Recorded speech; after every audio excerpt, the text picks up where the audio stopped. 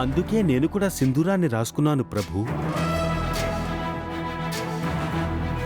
కానీ హనుమ, జానకీదేవి చిటికెడి సింధూరాన్నే పెట్టుకుంది.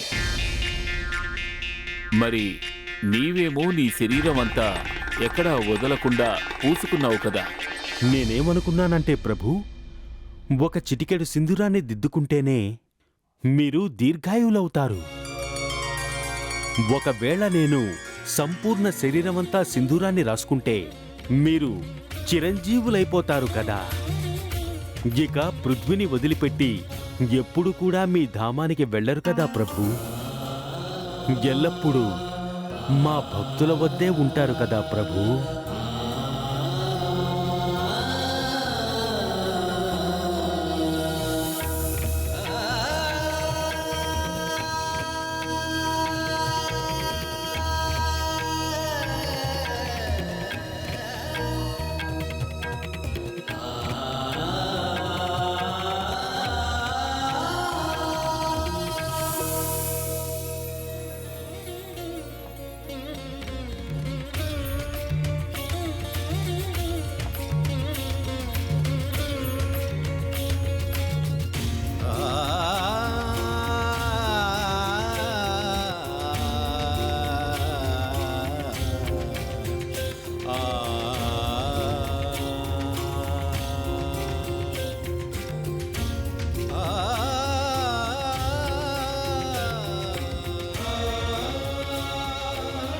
నీ హృదయంలోని సరళత, భక్తి ఎనలేనిది హనుమ.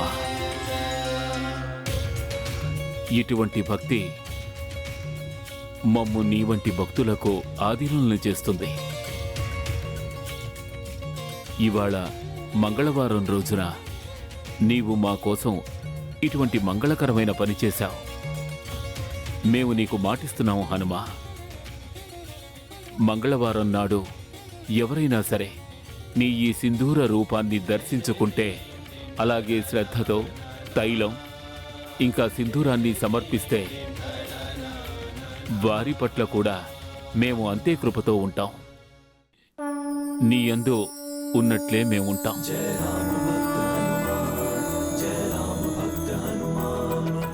పవన